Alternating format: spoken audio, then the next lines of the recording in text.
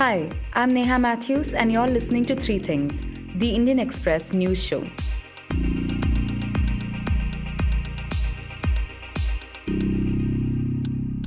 Speaking in the Rajya Sabha, Union Home Minister Amit Shah on Wednesday asserted that the situation in Jammu and Kashmir is normal, contrary to widespread belief. Over the past few days, the issue of Kashmir has come up in both the Lok Sabha and the Rajya Sabha, with a question hour and a speech by Home Minister Amit Shah detailing a status report on the valley and its law and order situation. Some of the data presented even seems contradictory to what the central government had previously asserted. Deeptiman Tiwari, who covers the Home Ministry, joins us to talk about the data on stone pelters, use of pellet guns, schools reopening in the valley, and the internet shutdown. Deeptiman, I wanted to discuss the stats, that have been brought up in the parliament about Kashmir over these 2 days. Now, after the abrogation of Article 370, the central government would pass on information about law and order in the state. They earlier even denied that, any significant protests or any major disruption had happened. But the information provided yesterday seems to be contradictory to that. Could you tell us about the statistics provided? It was during the question hour. Question was asked to the Home Ministry about stone pelting, and the question was by BJP MP on whether stone pelting incidents have decreased in Kashmir since abrogation of 370 on August 5. The answer given by MOS Home G. Kishan Reddy, and he said, "Yes, sir." It's a written reply. It says, "Yes, sir," which means that it has decreased. But in the same answer, the data which has been provided, it says that since abrogation of Article 370 on August 5, 190 incidents of stone pelting in law and order situations have happened. It says before that, from January to August 5, there were 361 incidents of stone pelting in law and order situations. Now, if we divide it month-wise, then there were 7 months before August 5, and there are around 3.5 months after August 5, the period which the government is talking about, because it gives data till November 15. So if we divide it month-wise, then pre-August 5 data comes to 50 incidents per month, and post-August 5 data comes to 55 incidents per month. So government, in fact, failed to calculate this probably while framing its answer that incidents had decreased. It also informed that it has arrested 765 people in these 190 cases which it registered after abrogation of Article 370. And these are not people that were detained previously for being suspected stone pelters? For that, the government has actually given a reply today in the Rajya Sabha, where it has said that 5,161 people were arrested beginning August 4 onwards in Kashmir till November 10. All of these are preventive arrests. The government has said that a majority of these people have since been released. And currently, there are over 600 people who are under detention, of which 218 are alleged stone pelters. This is the data that the government has given today in the Rajya Sabha. So this is separate from that. I also want to talk to you about how these law and order situations were dealt with. Did the parliament discuss anything about use of pellet guns or police force? About pellet guns, the government has said earlier as well as now that it is sparingly used, and it is used only when the situation demands so, to control law and order situation. So that is a stance that the government maintains even now. The government has not given any figures on how many pellet injuries have been caused or how many shots have been fired. I wanted to ask you about the situation in terms of schools opening. Now, in Parliament, the answers were given about how we're at 98% attendance for the last examination. Does this situation that is portrayed about schools, does that track with what we hear from our Srinagar correspondents as well? The government has claimed in Parliament that there is 98% attendance in schools. Initially, the attendance was thin, but it has now gone up to more than 98%.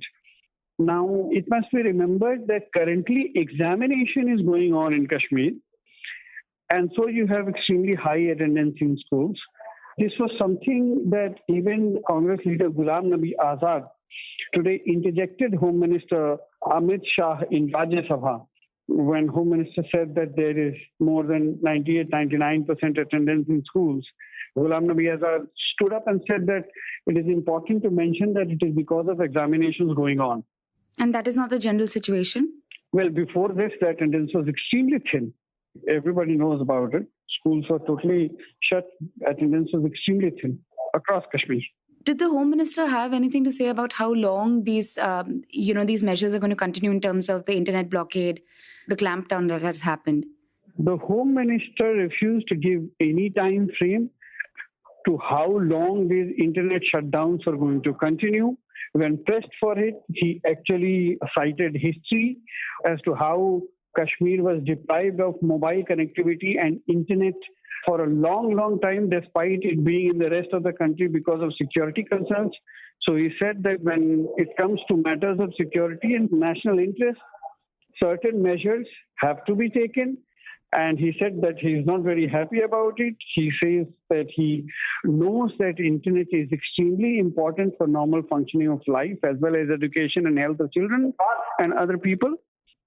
But he said that because of security reasons, certain measures have to be taken. He did not give any time frame on when internet would be resumed, but he insisted that normalcy has already been restored in the valley.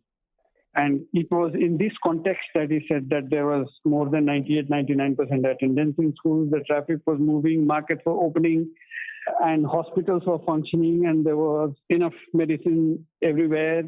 So there were no concerns whatsoever, and that the situation was absolutely normal in the valley, because since August 5, not a single civilian death had been caused in a police firing. So he said that everything was just nice and normal. Just to end with it, I also want to ask you now, the opposition demanded that Farooq Abdullah be, his presence in the house is needed. What did the government have to say about that? Well, the government has reiterated that Farooq Abdullah has been detained under the Public Safety Act, and multiple times earlier as well, government has said he or any other politician would be released when the atmosphere is conducive. The government has multiple times reminded the opposition that when the Congress government was in power, it incarcerated Farooq Abdullah's father, Sheikh Abdullah, for 9 long years. So that's a position that government has consistently maintained. There's just one day to go for the second test series between India and Bangladesh, which will be held in Eden Gardens in Kolkata. The excitement is palpable as the stadium turns pink, all to celebrate the fact that this will be a historic day for India's cricket team. It will be their first day-night test, a format they previously stayed away from. But for the team, there is a reason for concern: pink balls. Sriram Veera from the sports desk joins us over call to discuss why pink balls are used instead of red ones in day and night matches, and why this format is expected to rejuvenate the image of Test cricket. Sriram, so I wanted to ask you, the second test between India and Sri Lanka is going to be held on Friday.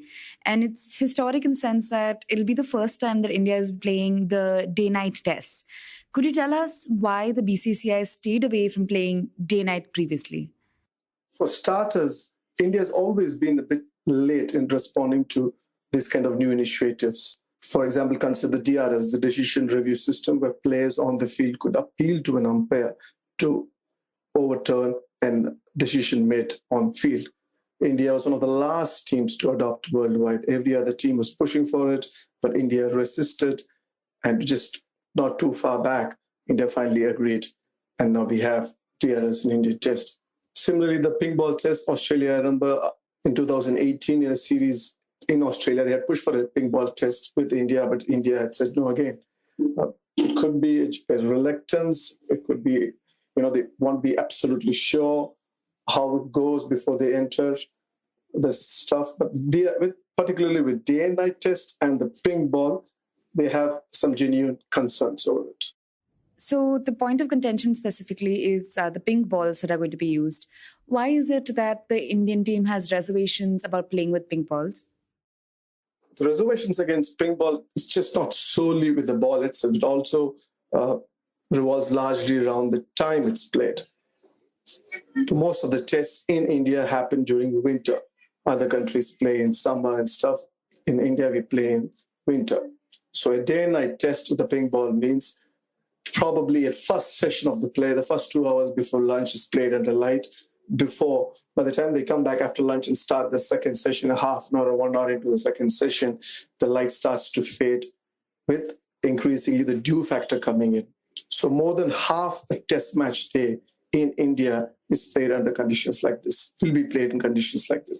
So the Indian team has worries about the dew because primarily it negates two of the key Indian strengths in Indian conditions, the reverse swing for the seamers and spin.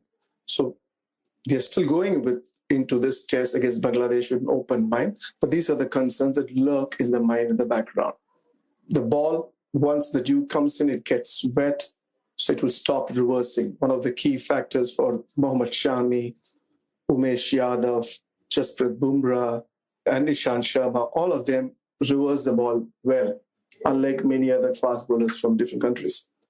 So that's one of the key areas to go. So once the ball goes soft, that huge advantage that India has is gone. Then the spin. Of course, spin is one of the key factors as the test match proceeds with this general wear and tear on the track. Spinners come in more into picture.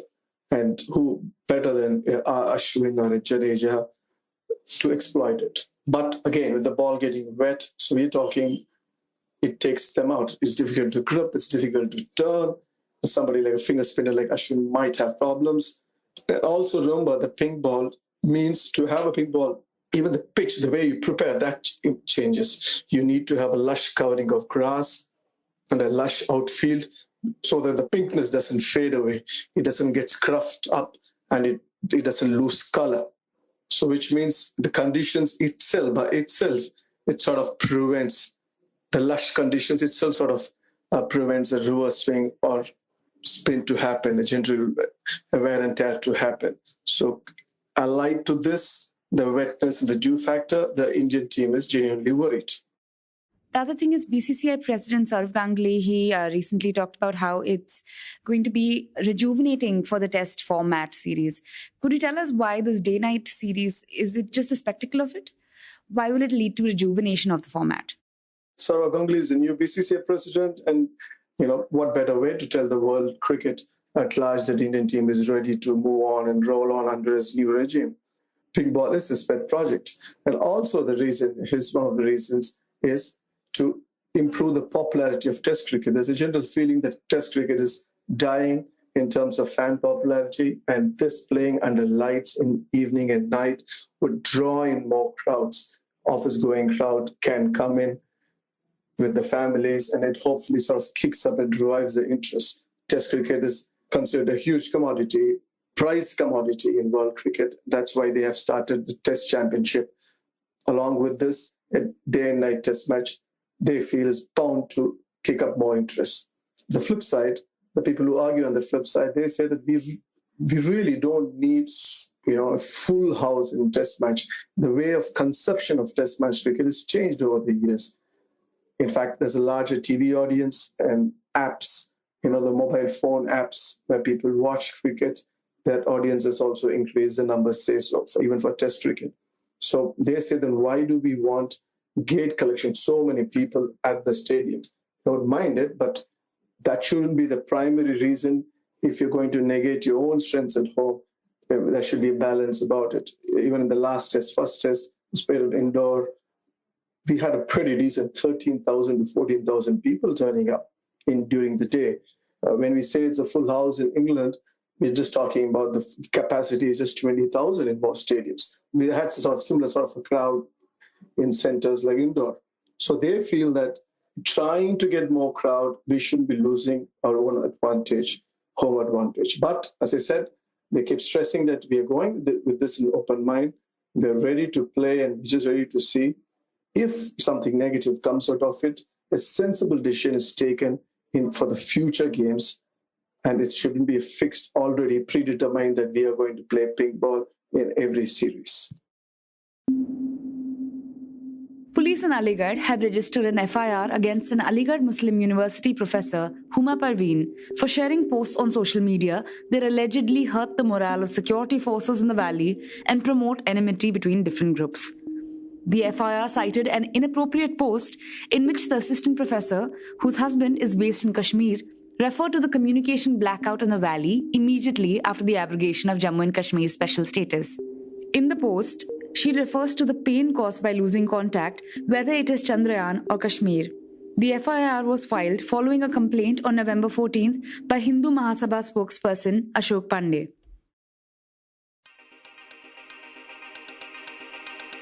You were listening to Three Things by the Indian Express. Today's show, as always, was edited and mixed by our producer, Joshua Thomas. If you like the show, then do subscribe to us wherever you get your podcasts. You can also recommend the show to someone you think will like it. Share with a friend or someone in your family. It's the best way for people to get to know about us. You can also tweet us at Express Audio and write to us at podcasts@indianexpress.com.